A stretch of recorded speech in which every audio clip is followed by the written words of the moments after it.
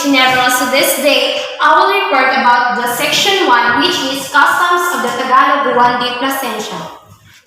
What is the importance to know the author of the book? So for me, what matters is generally the book, how well it's written, how interesting the story is, how believable the characters are, and so on.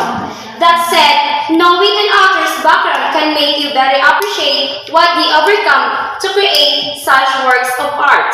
Background of this author. Juan de Plasencia, also known by his real name Juan de Puerto Rico, was one of the 7 children of Pedro Puerto Rico. He was born and raised in Extremadura, Spain in the 16th century during the Golden Age. As a prayer of the Franciscan order, De Plasencia performed missionary and sacerdotal duties in numerous towns in Luzon. He was also credited with foundation of many towns in Quezon, Laguna, Rizal, and Bulacan.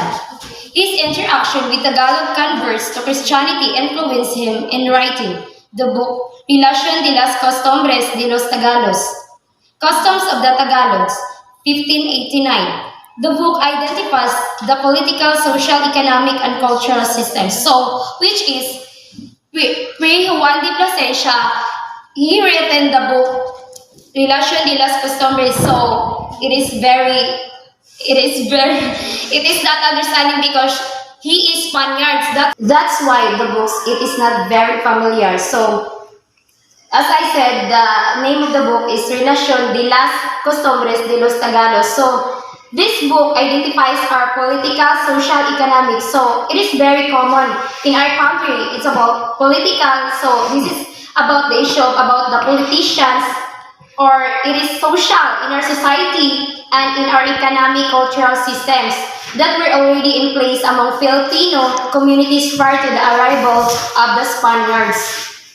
So, as I've said, when the Spaniards came in our country, we can so this is the reason, this is the first that he was dedicated to lead a lifestyle devoid of luxury and to Christianity. He wanted to people easily understand the Catholic Church, for them to willingly accept the Catholic faith.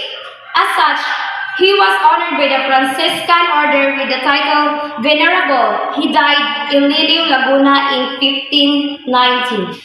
So we proceed the historical background of the document. Filipinos were allowed to hold the position of Gobernador Celio, which is a judge in the Philippines of Pueblos. It is a Malacanang. Priors assigned in the parishes perform administrative duties in local level by supervising and monitoring the activities of the Gobernador Celio. The priors became the most influential and eligible figure in the Pueblo. Some duties of priors were to periodically inform their superiors of what was happening in their respective parishes, and to report the number of their converts, the people's practices, their socio-economic situations, and the problems they encountered. Short letters were submitted by some prayers, while others who were good observers and gifted in writing longer dispatches. Fray Juan de Plasencia's Relación de las Costumbres de los Tagalos, Customs of Tagalogs, 1589, is an example of such work. It contains extensive information reconstructing the political and socio-cultural history of the Tagalog region. Plasencia's work is a primary source because it is first-hand account of his experiences and observations. The work of Plasencia is considered by many historians as an example of a prior account. The origin text of Plasencia's Customs of the Tagalogs is currently kept in Archivo General de las Indias, in Seville, Spain. There is also a duplicate copy in the Archivo Franciscano Ibero Oriental in Madrid, Spain. In the Philippines, an English version appeared in Volume 7 of Blair and Robinson's collection of Spaniards' documents. Another English translation was published as part of the volume for pre-Hispanic Philippines of the Filipiniana Book Guild series. Other friars and colonial officials who wrote about the Philippines during the early Spanish colonial period include Miguel de Lorca, who arrived in the Philippines in 1576 and became an intermediary of Panay. He wrote Relación de las Islas Filipinas in 1582 that describes the way of life of Filipinos living in Western Visayas area.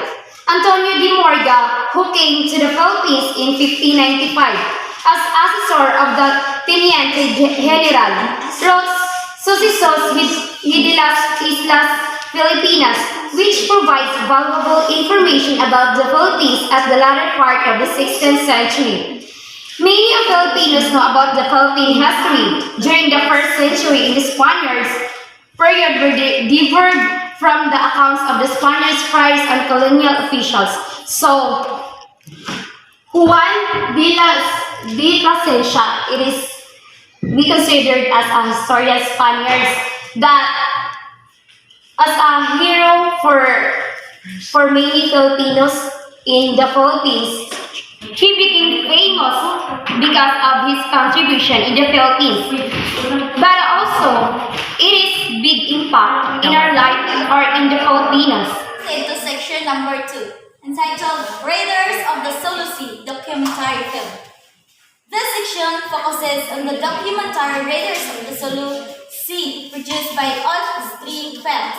The documentary depicts how the raiders, known as pirates of the Sulu Sea, went along with their trade before the arrival of the Spaniards in Zamboanga.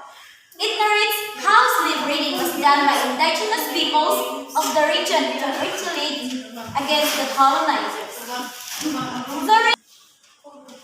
The raiders of the Sulu Sea are indigenous people from the south which have very good aborders and idealistics on how to live and preserve their culture.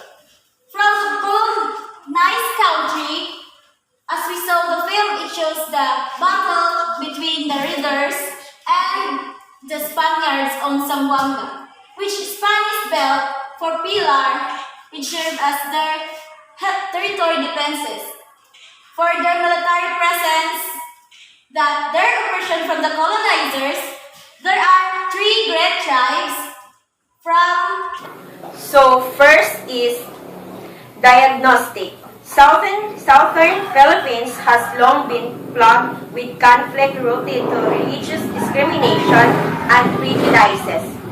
More Muslims have been fighting for self-determination, for them to have a voice and be recognized in a country where Christianity is the norm. Using a Venn diagram, identify cultural traits, practices, or philosophies by each religion and their possible point of interaction or commonality. Next is practices of Islam. Number 1, the practices of Islam is the creed of belief or shahada. Second, daily prayers or salah. Third, giving to the poor or zakat. 4, fasting during Ramadan or Som. 5, pilgrimage to Mecca or Hajj. So, the 5 of these is the deeper the belief, the stronger the practice. Next is philosophies of Islam. The philosophies of Islam, Islamic philosophy or Arabic philosophy, Arabic falsafa, doctrines of the philosophers of the 9th and 12th century Islamic world who wrote primarily in Arabic. These doctrines combine Aristotelianism and Neoplatonism with other ideas introduced through Islam. Averroes or Ibn Rashad statue in Cordoba, Spain. So next is Christianity. The cultural traits of Christianity is the cultural influence of Christianity includes social welfare, founding hospitals, economics, or as the Protestants' work ethic. Natural law, which would later influence the creation of international law. Politics, architecture, literature, personal hygiene, and family life. Next is practices of Christianity. First is love God. Love your neighbor as yourself. Forgive others who have wronged you. Love your enemies. Ask God for forgiveness of your sins. Jesus is the Messiah and was given the authority to forgive others. And the last is repentance of sins is essential. And number 3, armor. Armor is one of the material cultures of Moro. Their armor was made from carabao, horn, or steel plates, was molded to fit the body, and held together with chainmail. It could deflect the blows from a sword, but it was useless against Spanish firearms. This armor was being used to protect themselves and to lessen the impact of the slash of the sword and the impact of the bullets. And the last is number 5. Number 5 is clothes. Clothes are one of the material cultures of Moro. Their clothes were very important because they used clothes not just to cover their body, but every clothes. They use there is the meaning of it. Slaves can wear simple clothes, and for men they are topless. And for the high-rank people, they used to wear decent clothes and jewelry. And their clothes symbolize their ranks or positions and who they are. Next is exercise 2.2.2. Understanding the Bangsamoro peace problem and the Bangsamoro organic law. And here is the instructions. In July 2018, the historical signing into law of the long-awaited Bangsamoro organic law finally took place. It has always been the goal of every administration to put an end to the Moro conflict, which has its origins in the country's colonial period. In a 500-word essay, look into the identified causes of Moro conflict in the country in relation to the documentary. Readers of the Sulu see and analyze how the Bangsamoro organic law can possibly address the issue. And here is my answer. And the last is point of interaction or commonality of Islam. So, Muslims are monotheistic and worship one all-knowing God, who in Arabic is known as Allah. Followers of Islam aim to live a life of complete submission to Allah. They believe that nothing can happen without Allah's permission, but humans have free will. The Section 3, Cartelian of Katipunan by Emilio Jacinto. Historians regard Emilio Jacinto as the brains of Katipunan, as Emilio Ricard had portrayed the Moses of the Filipino people when Epifanio de los Santos considered him as the soul of revolution, the eyes of Katipunan. He was born December 15, 1875 in Trozo, Manila. He studied at the private school of Maestro Ferrer and later Jose Luzon. College of San Juan de Letran for his Bachelor of Arts and transferred to the University of Santo Tomas to study the law. He used the pen names Yankan, Dimas Law, and New.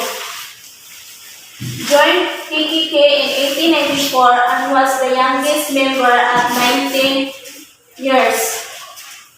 He was the fiscal, secretary, editor, and later general of Katipunan, director of the printing shop and library of Katipunan, advisor of the Supremo.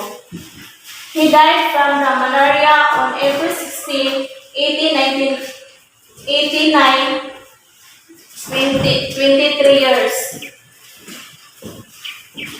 These are the other factors that the provincial informing of the Katipunan and of the Katan. The age of enlightenment gave way realism and classicism in the 20th century modernism.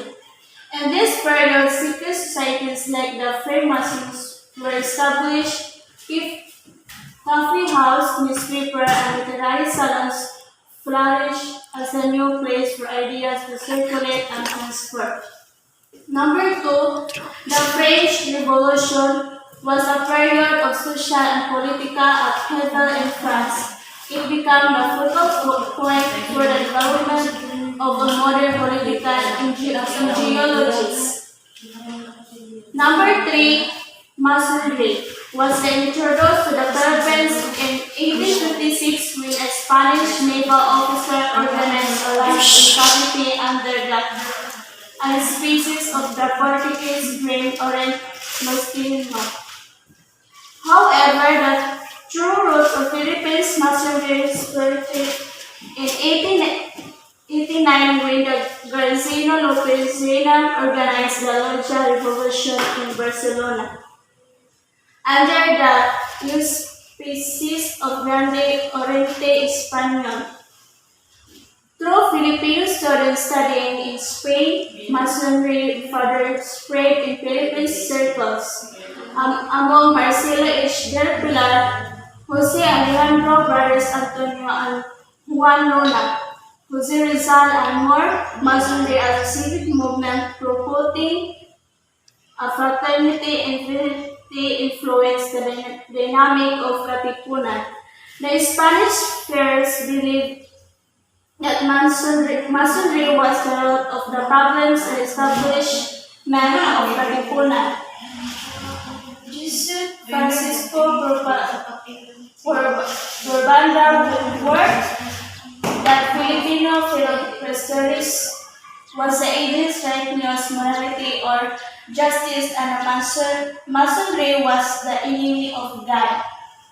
Number four, the propaganda movement was propelled by the execution of the three press Bugarsa in 1972, which led a profound effect, including Rizal. After the execution, many Filipinos started questioning Spanish authorities and asked for reforms. The Loja Filipina was established by the Jose Rizal with the desire to return to the Philippines to continue to offer reforms through the governments. However, the operation, the Liga, were cut when Jose Rizal arrested and exiled to the Philippines. Let's continue to section 4, which is the works of Luna and Amorsolo. Juan Luna and Fernando Amorsolo are the most important artists in the history of Philippine visual arts. Why? Because their artworks illustrate important points in the Philippine history. So first, we have Juan Luna. Juan Luna was born October 23, 1857 in Badok, Ilocos Norte. He was a third among the 7 children Joaquin Luna de San Pedro y Posadas from Zambales and Marina Novicio y Anchita from La Union. And he married Maria de la Paz Fajardo de Tavira and they had 2 children. He was granted the title licensed pilot for high seas after passing the government examination for sailors. He was also a member of the Hong Kong Revolutionary Committee or the Hong Kong Junta, which is katulisyang organisasyon sa mga tao na nagrupo nga nagplano against the rebellion of the Spaniards dahil wala sila nakaangay sa pamumura ng mga Espanya sa Pilipinas. So now, historical background of Luna's painting. Many of Luna's painting illustrate literary and historical sense that carry political commentaries. So the most important works of Luna is Spolarium. Spolarium is the most largest painting in the Philippines, which has national on 4.2 meters by 7.67 meters, and Luna spent 8 months on working this painting. And now, this painting is already displayed in the main gallery of Museum of Fine Arts. And this painting also won 3 gold medals in the 1884 Exposition Nacional de Bellas Artes in Madrid. Another work of Juan Luna was La Muerte de Cleopatra, or the death of Cleopatra. It also won a silver medal in 1881. And next, the Battle of Lepanto, which won also gold medal at Association National de Villas in Madrid in 1888. So aside from the award winning of Juan Luna's artwork, he also owned remarkable works, which is the El Pacto de Sangre, the Parisian Wife, and the Portrait of Lady. So as we notice, halos tanan ng mga artworks ni Juan Luna is nakadaog dyan. So that's why si Jose Rizal, our national hero, delivered a congratulatory speech of the success of Juan Luna. So next, we have Fernando Quito Amorsolo.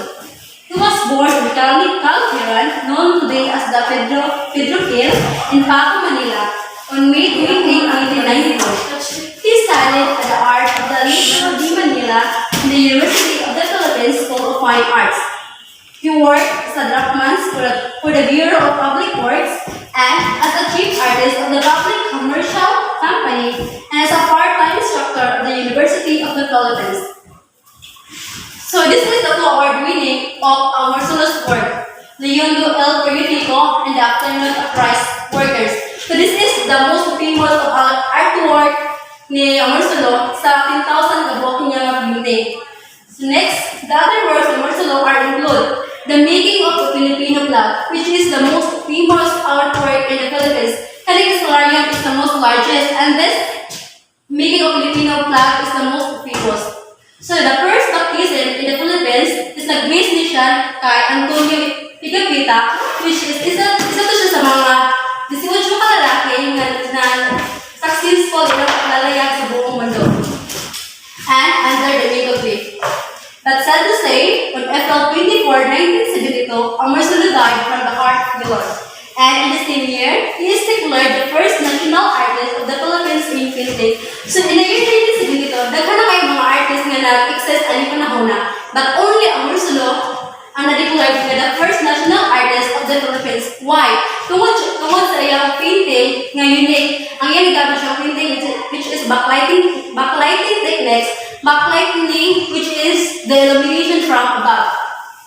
And also, he is considered as the grand old man of the Philippines. When we say grand, siya ang pinakataas, siya ang pinakamaayong artist dito sa Pilipinas tungod kilaghan po siyang gining mga painting which is more than 10,000 and also sa iyang unique nga gigamit sa pag-paint which is ang gigamit niya kasagaran sa pag-illustrate kay the costumes sa Filipino, the fiestas, and the occupation which played important identity sa mga Filipino. And also, she is also considered as the grand old man of Philippines art. Kaya some of his artworks are based on a true story, which is the bombing of the Intendencia, the bombing of the Legislative Building, the raid of Manila, and the burning of Santo Domingo. And that's all. Thank you. Proceed to section 5, mga gunitanan ng Magsikan, Emilio Aguinaldo. So this section focuses on the memoir written by General Emilio Aguinaldo, which narrates significant events in life and career from 1928 to 1946. The memoir tells the life of Aguinaldo from his early years up to the 1897 Treaty of Biak na Bato. General Emilio Aguinaldo y Fami, born on March 22, 1869 in Kawit, Cavite, son of Carlos Aguinaldo and Trinidad Fami, a Chinese mestizo couple with 8 children, which Emilio was the 7th. The Aguinaldo family was well-to-do as his father, Carlos, was the community's appointed Gobernador Civil, municipal governor.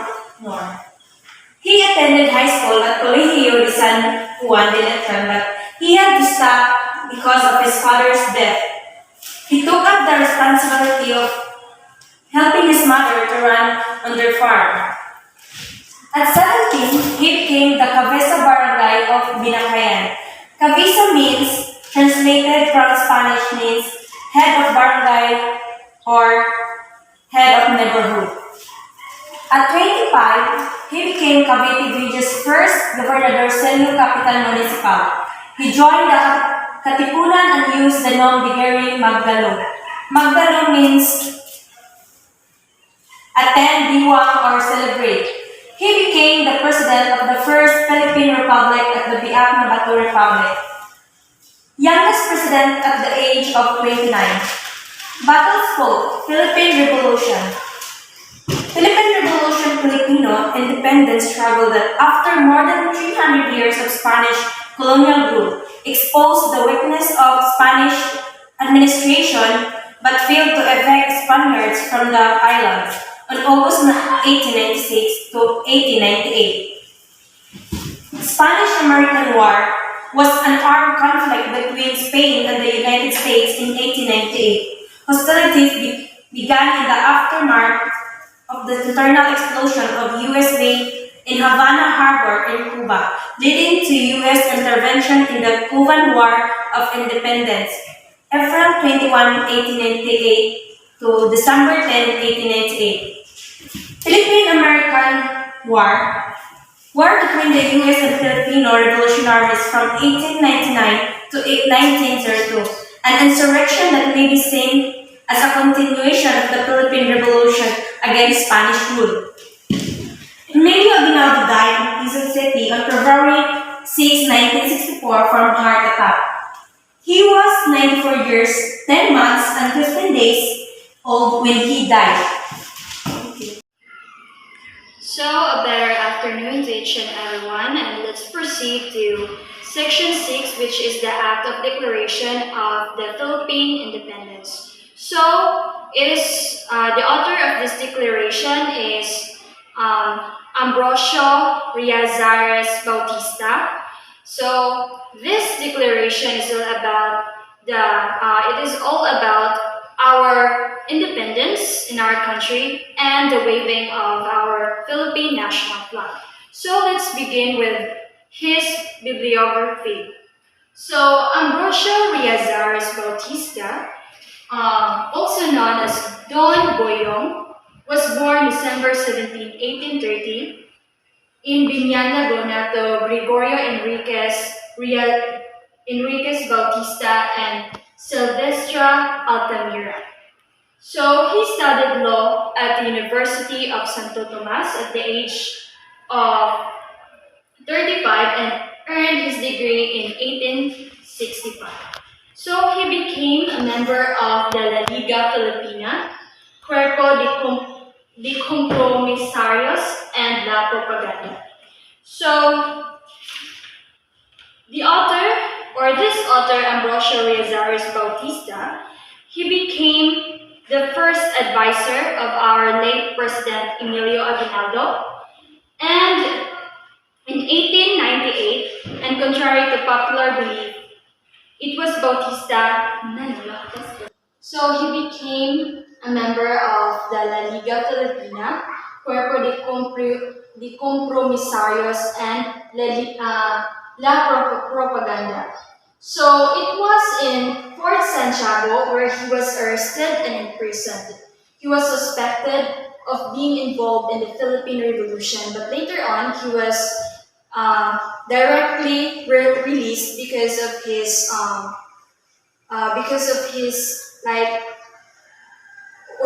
how he stand for his own and how he protect his right. So in 1898, became the first advisor of our late President Emilio Aguinaldo. So in this declaration, there are some clarification that says that the author Ambrosio Riazares Bautista, who waved our Philippine flag and not Emilio Aguinaldo. So before the jubilant crowd during the proclamation of Philippine independence in Cavite. So it was famous because in Cavite, this is the exact place where the declaration of our independence happened. So let's proceed. So in July 14, 1899, he was elected as President of the Philippines in the Revolutionary Congress in Tarlac and was later appointed judge of court for a first instance of Pangasinan. So in December 4, 1903, at the age of 70 2 years old. He died and from a fatal fall from a horse-drawn carriage. So in April 1898, the Spanish-American War broke out as a result of U.S. intervention in the Cuban War of Independence. So the Commodore Gregorio Dewey sailed from Hong Kong to Manila Bay abroad. The USS Olympia and the Asiatis Squadron of the U.S. Navy. So in May 1898, the Battle of Manila Bay ensued. So Emilio Aguinaldo decided to return to the Philippines from Hong Kong, bringing with him the first Philippine flags won by Marcelo Agoncillo, Lorenzo Agoncillo, and Delfina Herbosa. So during this time, our country is in chaos, and the declaration of our independence is vogue, and it was not really. The Philippines was really in chaos, and we are not really independent during this time. So our late President Emilio Aguinaldo plan and strategy on how to eliminate these colonizers. So hour of liberation, the historic battle. 1898 arrangements were already finalized in the Treaty of Paris. After the Battle of Manila Bay, there were still skirmishes between Filipinos and Spaniards in various provinces in the Philippines. So the chaos wasn't done easily. Then, the act of the declaration of the Philippine independence. So it was written in Spanish, Acta de la Proclamación de la Independencia del Pueblo Filipino. So it means that this declaration is the act of our Philippine independence. So, written by Bautista, had the intention to encourage Filipinos to fight against the Spaniards. So, because of this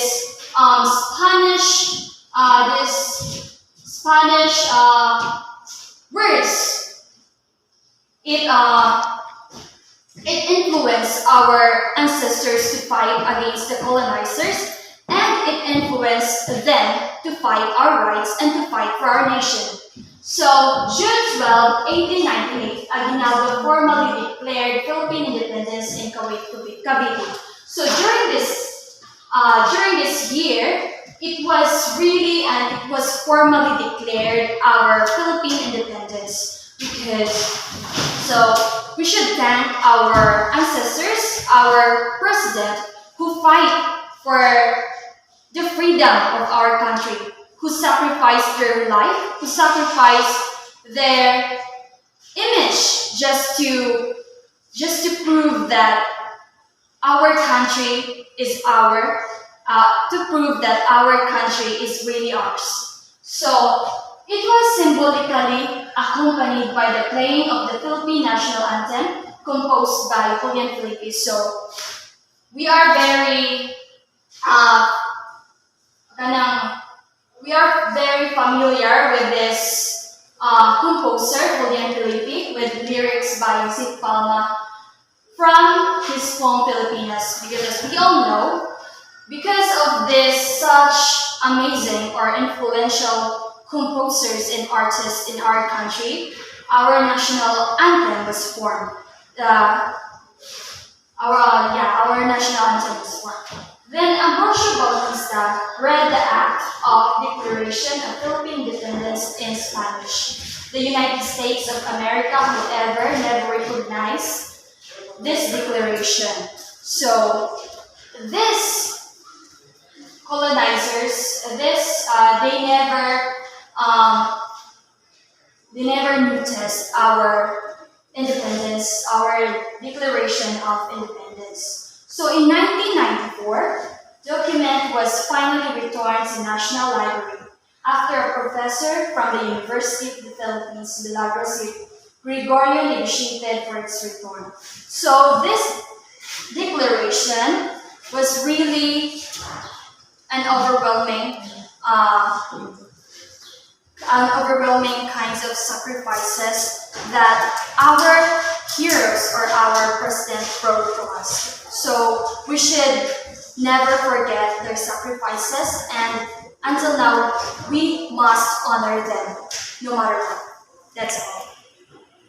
Good day, everyone. So this is Itinitis City, and I'm going to tackle about the section 7, which is all about the Philippine cartoons, political caricature of the American era.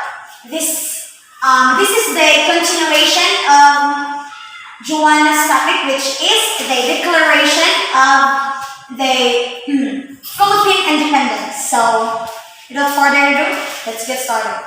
So, during the American era, political cartoons gained a popularity as a form of their expression. So, they used these cartoons to express their sides about the colonial government, like American colonial government. So, many artists made use of cartoons as political commentaries to expose the ills of the American colonial government. So as what I've said lately, they use the cartoons to express their sides. But and second, I'm going to introduce this what we call this one, an artist. Yeah, Alfred McCoy, born in June 8, 1845. In Massachusetts, USA. He earned his BA in European Studies from Columbia College in 1968, and he finished his MA in Asian Studies at the University of California in Berkeley in 1969, and his PhD in Southeast Asian History at Yale University in 1977. So, Alfred McCoy studied the Philippine political caricatures to understand the social and political context of the Philippines during the American period, and later on, he worked with Alfredo Reyes Rosas. So Mr. Alfredo Reyes Rosas is a painter, an essayist, and versatile artist who is considered to be the prominent figure in the Philippine art. Alfredo Reyes Rosas was born on April 29, 1923. He is known as a man of letters and arts. So that was all about Alfredo Reyes.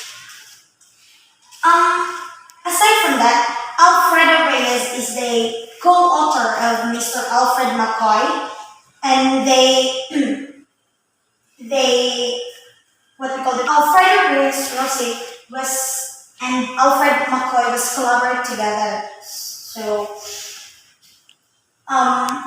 also, in addition to that, Alfredo Reyes Rosas started with figurative style, but soon began to animate expression, Fauvism, and Impressionism. So, that was how Alfredo Reyes Rosas started his painting. But now, let's proceed to the several newspapers in Manila. Famous na siya sa Manila, guys. So, this was the Philippines Free Press, Lipad Calabao, the Independent, Bagong Quezon, or what we call New Force. But before that, let me start to explain the Philippines Free Press. Rather. So, Philippine Free Press was founded in 1906 by Judge Kincaid, and was taken over by Mac Cowell due to the bankruptcy. It was published in both Spanish and English. So the Philippines Free Press features about It features about investigative articles regarding the country's development. Also, it advocates the integrity, democracy, and Philippine national progress. So that was the Philippines Free Press. Let's proceed to the Lipag Kalabaw. Lipag Kalabaw was published in Tagalog and Spanish, containing satiric cartoons, and also it was published with the same year of the Philippines Free Press on 1906. Lipag Kalabaw also was published. Through its publication, maintained anonymity by not having masthead and by having the artists and writers use pen names. So, Lipag Kalabaw give the artists and the writers agency on how they wanted to express themselves. So, Lipag Kalabaw is one of the, it was the independent. It was founded in 1915 by the father of Cebuano letters, which is Vicente Soto. So, who is Vicente Soto? Vicente Soto is one of the militant and aggressive advocates of immediate independence. So, he is known as the father of Cebuano letters, which is Vicente Soto.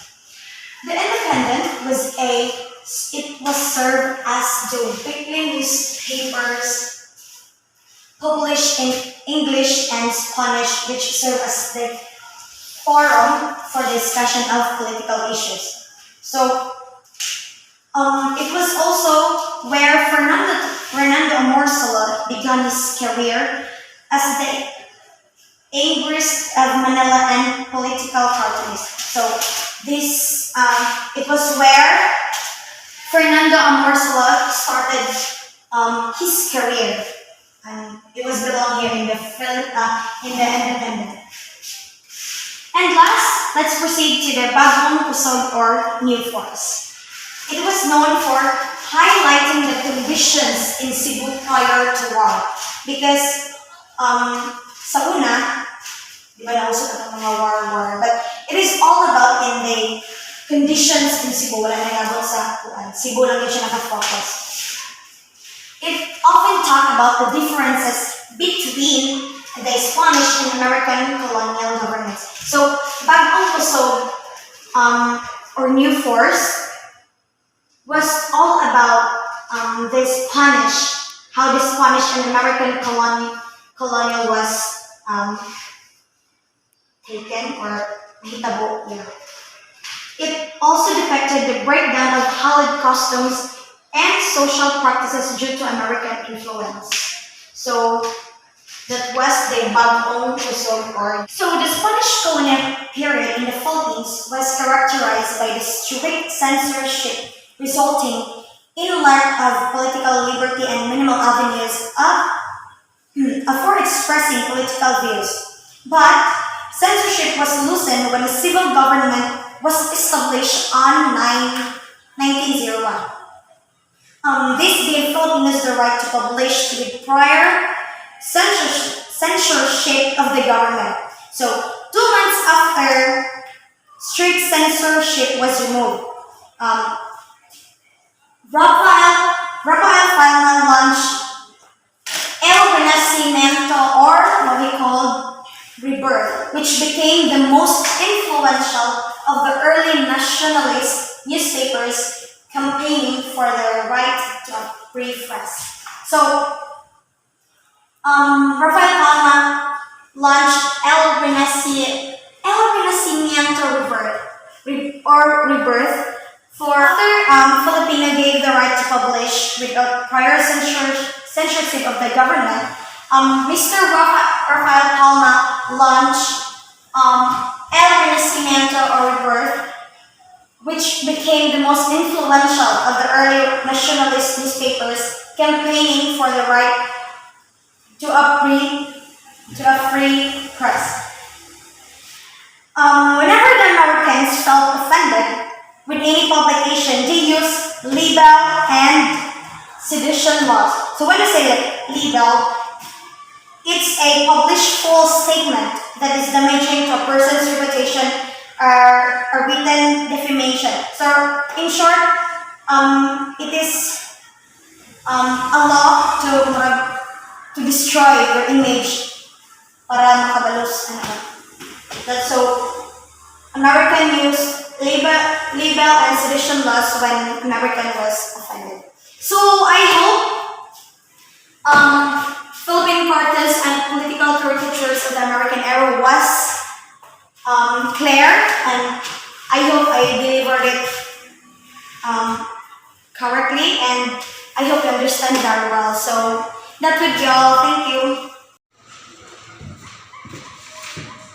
So at this moment, let's proceed to the Section 8. Section 8, Filipino grievances against Governor Wood. This section focuses on the grievances of Filipinos against the governance of Governor Wood led to the cabinet crisis of 1923. This section also highlights how these grievances reflected the nature of the American colonial government. So, the most persisting and critical Filipino grievances against Governor Wood, its impact to the relationship of the United States and the Philippines. So, in cabinet crisis of 1923, this crisis was characterized by the tension between the American-led executive branch of governor and the Filipino-dominated legislative branch of government. In Philippine politics, there has always been a tension between the executive and the legislative branch of government. So in the administration of our President Rodrigo Duterte, this tension seems to be evident. Compare and contrast the cabinet crisis of 1923 to the conditions and situations that persist during the terms of President Rodrigo. The reasons why Filipino grievances against Wood is important to the grand narrative of Philippines, because the Filipinos are rich in forests, rich in trees, because we are rich in the natural resources and minerals or substances such as water, fertile land that occur in nature and can be used for economic gain. So the Philippines is one of the great maker of wood here arts. It is used as a foil in cooking from then until now. So this time, let's proceed to the historical background of the document. General Leonard Wood first arrived in the Philippines in 1903 after rendering his services in Cuba. He was appointed as governor of the Moro province, which comprised the southern islands and Mindanao. The policy allowed Filipinos to be actively involved in running the government as part of the American policy of benevolent assimilation. So, at the same time, General Ward was also in charge of 5 districts and was the commanding general of the American troops in Mindanao and Sulu. So, in 1921, U.S. President Warren Harding commissioned the Wood-Forbes mission, headed by former Governor General W.A. Cameron Forbes and General Wood. So, the mission's aims to assist in the Philippines could already be declared an independent nation following the Philippinization policy implemented by the administration of Francis Burton Harrison. So the policy allowed Filipinos to be actively involved in running the government as part of the American policy of benevolent assimilation. So, however, Wood was responsible for reversing the Philippinization policy implemented by Bonton. He issued Executive Order No. 37, which nullified laws creating the Board of Control and the assumed functions of the body. The Board of Control, which was dominantly composed of Filipinos, was tasked to oversee the sale of and management of stocks in government-owned and controlled corporations. He tried to dissolve the Board of Control, where he occupied a mandatory position and could never get the consent from the Senate President and the House Speakers to enable the government to administer or conduct a business. So such attempt generated tension between Filipino administrators and the Governor General, which further aggravated by the cabinet crisis of 1923. So the case was brought forward and was given the final decision of suspension by Jose P. Laurel as the Secretary of the Interior. However, this was disregarded by Governor Wood, which prompted the Filipino leaders to protest against his actions in relation to his defiance of the Philippine Autonomy Act or the Jones Law that provided Filipinos legislative power. Such led to resignation of 5 Filipino cabinet secretaries of the department led by Secretary Laurel. So it was followed by the resignation of Senate President Manuel L. Quezon and House Speaker Manuel Rojas as members of the Council of State. This resignation caused the cabinet crisis of 1923. So the growing executive legislative tension became more personal as the governor valiantly exercised his veto power in most of the legislation passed by the Philippines. So such development led to drafting of Filipino grievances against Governor Wood, which was approved by the Commission on Independence on November 17, 1926. There are 3 branches of the Philippines, which is the legislative, executive, and the judicial. So that's all. So let's continue the last topic, which is the section 9, President Aquino's speech before the United States Congress on September 18, 1986. So as we all know that this lady is not just a lady. He is our late president, our first female president in our country, which is the Philippines. So she is so famous, and let's tackle about his life as our president during his time or during his era in her presidency.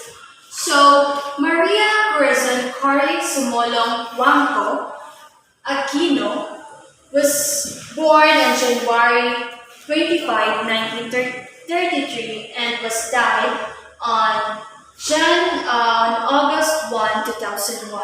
So she became president of the Philippines because of the 1986 EDSA revolution, the non-violent revolution that ousted President Ferdinand Marcos. So as we all know that in this statement, this is so very famous during the EDSA revolution because she's the one who. So she was the wife of Benigno Aquino Jr. She serves as the 11th president of the Philippines and named by the Time magazines as Woman of the Year in 1986. So in 1999, she was chosen by Time magazine as one of the 20 most influential ASEANs of the 20th century. So she's a very, very famous during this time because she's not just our president, but she influenced many people during her presidency, and during her time. So, President Aquino delivered her historic speech before the U.S. So, this speech was very important, was very, of course, influential to us because